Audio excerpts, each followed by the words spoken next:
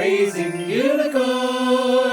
Harmon Brothers! All right, welcome back, everybody, to the Raising Unicorns podcast with the one and only lovely Shae Gomez. And my name plus one letter, Shane Rickard. But today we are going back and doing our marketing headlines. It's time for the marketing headlines! Okay, first headline. Let's jump right into it. Okay. Coca-Cola continues to be the strongest and most valuable non-alcoholic brand in the freaking world. This is interesting because Pepsi's trying to get people riled up with their new logo that they're doing, right? Again, and the last one cost I don't know, like ridiculous. $1 million. Just for like the designer. Just for the designer logo. And I mean, after inflation, that's like not that much to me anymore. Honestly, that's like one pretzel at Disneyland. Yeah. If you think about it. Yeah. You clearly don't go to Disneyland very often. Yeah, I can't afford to go. I don't know. She's like, they sell pretzels, right? Yeah, they have pretzels. How much do they have? PB&J? Is that what they sell? That's what I They make. just got a vendor out there. Here's your PB&J, man. I'm like bear palming it to you. I just know they have no rats, and It's incredible. If that's worth $500 for a ticket, then yeah, I'll go. Let's go. So, Salena Gomez marketed her song for a long time. And I feel like a lot of artists have been doing this recently where it's like all Easter eggs and surprises. So one cool thing she did is she put up flyers all around her hometown in Texas, and they had those little ripped like tearaway. Usually for phone numbers. Yeah. And she put in like a random phone number that had a voicemail of her sister saying like, "Hi, love you, sissy. Nothing. Never worry about boyfriends at all." Okay, so it has nothing to do with when it's coming out or that a single is even coming out. Like, people weren't even positive that a song was coming, but it created this like crazy intrigue and everyone was talking about it. There were all of these fan theories of like who it's about, when it's coming out, all of that stuff. And then in addition to that, she put out a website that was still like cryptic, that was like talking about being single, not necessarily like a single song. So this is brilliant, by the way. It's so smart and it's so fun. It creates this very fun narrative, which is like the other fun part about releasing a song is like people wondering if it's about your real life and like the story behind it, right? The intrigue. And so my question for you, Shane, is do you feel like that kind of mystery marketing approach, does that only work when you're famous and Salena Gomez and you've been on Barney? I definitely think it's a big component of why it works. I think that you don't have to be crazy, like you don't have to be like Salena Gomez or Ryan Reynolds famous. Right. But I do think you have to have a passionate enough love group within your product to like do that. And even something like that probably wouldn't work for many brands, but like teasers and being cryptic over something that's of like a small subset that has a really passionate base absolutely works. Like if they've got a really strong like subreddit group of people, like for instance, like a company I follow is called Free Fly Systems, and they're a drone company that's like the premier like cinema quality drone operators, where they were the first ones to like come up with the gimbal that would like you could hold and it wouldn't move. It was 3-axis gimbals, and then they put them in the air on like huge aerial platform drones that were super sick. That's cool. I mean, they're the guys to do it now just because they've nailed the technology so well. They like teased a new camera that they had developed, which was rare, like a new thing for them. But they always been in like camera support or drones, but they teased an actual camera, and everyone was like, "What? Free Fly Systems is doing cameras? What?" And it was like the super high speed camera that they teased, and it actually turned out to be, the first one was kind of a turd, but it got hyped. They get a second version that's actually way better and is a really solid camera. We've actually considered buying it at Harmon Brothers, so Free Fly Systems, if you're wondering. We would shout you out more than this. So so I think that like it definitely works. The key is to have a group of people that can like Avid fans that will, and if it's even if it's a small group, you'll have buzz that will be like, and it can even leak into the industry, like because it gets in all the blog posts of like that industry or that group, right? Yeah. But you have to have the passion behind your product. If you have a mid product, as the kids say, a mid product, like it's not going to be like a big deal. Like a mop. Like people aren't going to be like running over to have a sleepover for the release of a mop. Yeah, I think I would be so interested if anybody is like kind of still a growing company, but you try to create like this intrigue and mystery to like create conspiracy theories with your shoppers. I would love to hear about it. That'd be so cool. Hungry Howie's promoting a secret pizza menu with augmented reality for their 50th anniversary. It's not entirely clear even to me, but you get a QR code, right? And then you scan it, and then there's this special hidden menu, and then the pizza, there's a picture of the pizza, and there's sparkles on it, or like I don't know, something crazy happens. Maybe a giraffe pops out. There's a baked gun inside the pizza. You have to choose who you're eating pizza with. Which person would you kill? That kind of thing. That old thing.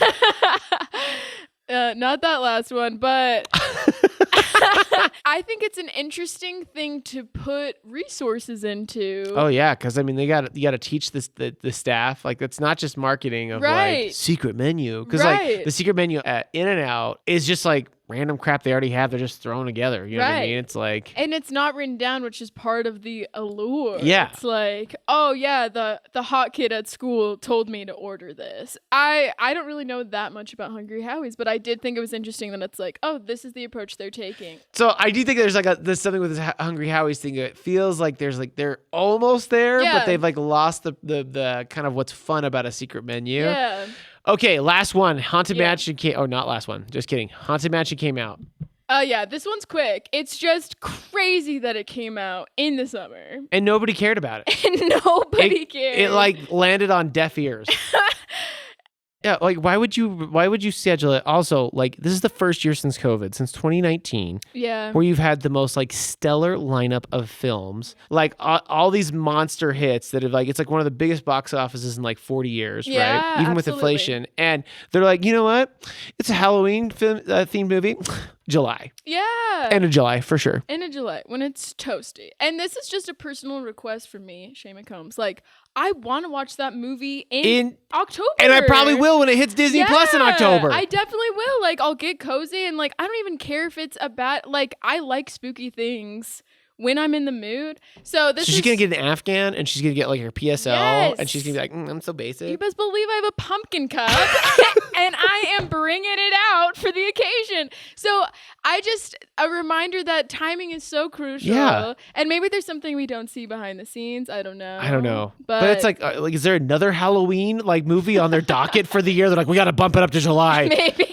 We got too many Halloween movies. Locate this. And also, like, it's so funny. I saw a headline around this. It was saying that still to this day, the only successful Disneyland ride that has turned into a movie is Pirates of the Caribbean. I think this is their fourth attempt of doing a Haunted Mansion movie. Yeah. That has just failed miserably. I liked Eddie Murphy's version. What?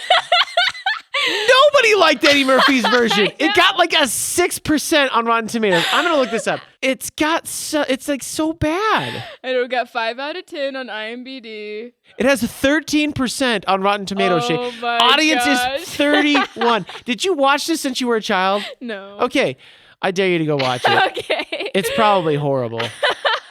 I mean, I like Eddie Murphy as much as the next guy, but it was so bad. Okay. We have one more. Let's get into the We deep don't dive. have to, spend a ton of time on this, but it's our deep dive. It is our deep It's the one that's supposed to be long. Okay. Take us through it, Shae. Okay. My hypothesis is that sometimes the best marketing approach you can do is to make fun of yourself. And I'm going to give me some examples here. With examples. That's a bold claim. Okay. That's a bold claim. Dunkin' Donuts. Remember when all of these pictures started popping up of Ben Affleck holding Dunkin' Donuts with like 2 fingers, carelessly like almost flopping out of his arms, and he looked so distressed. Okay, do you remember this? Yeah. Okay, vividly. A core of pop culture.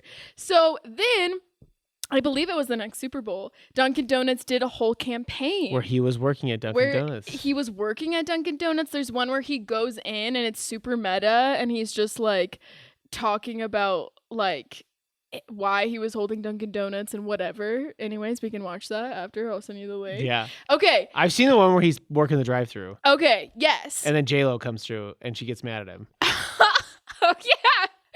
Okay. What are you doing?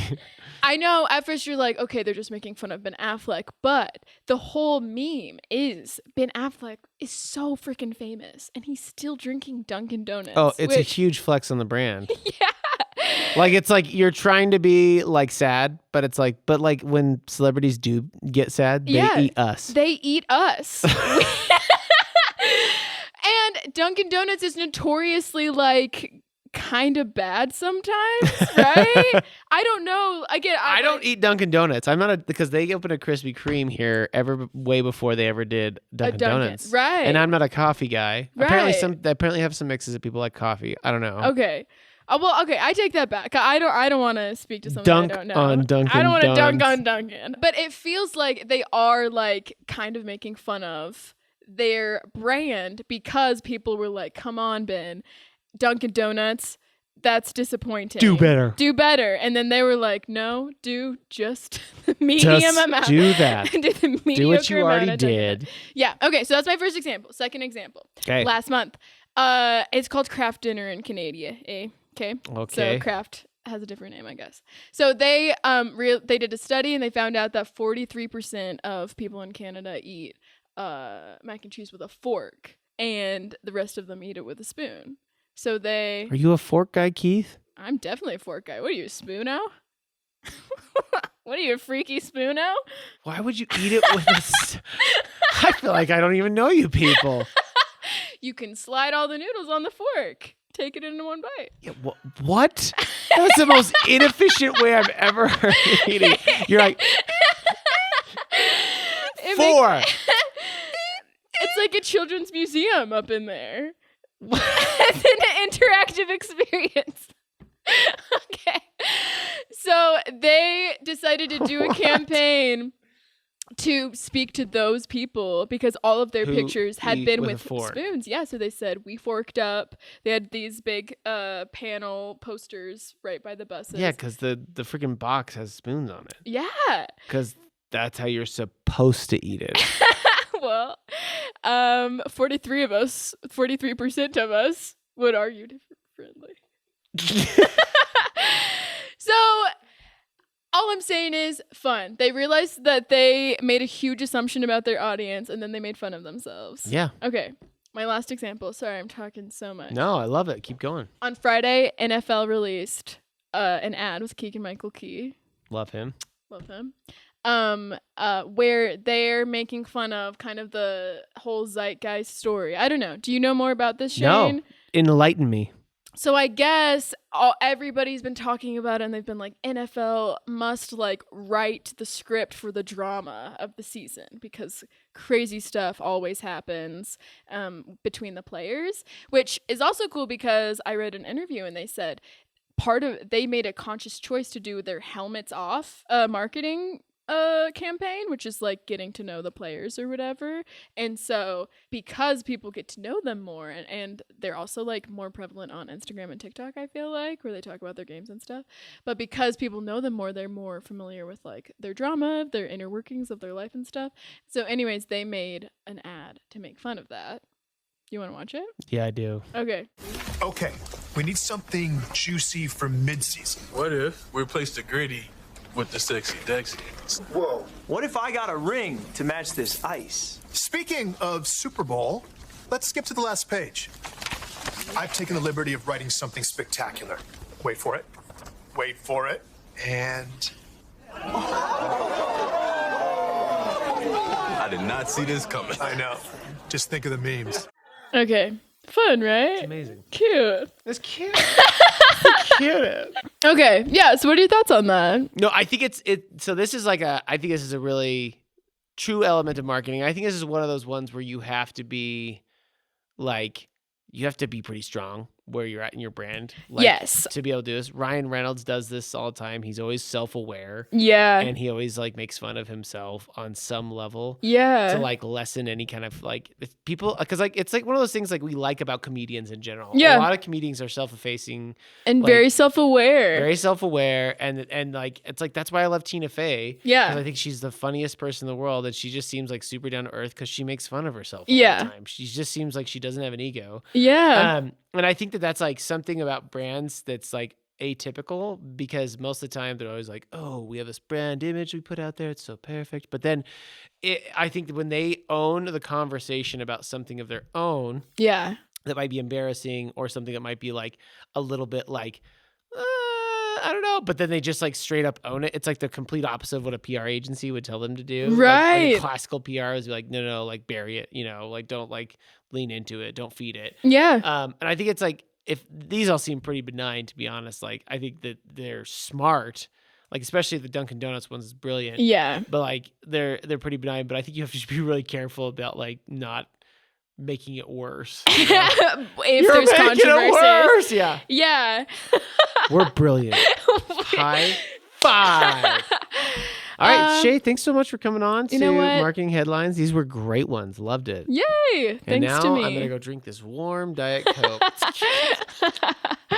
Goodbye.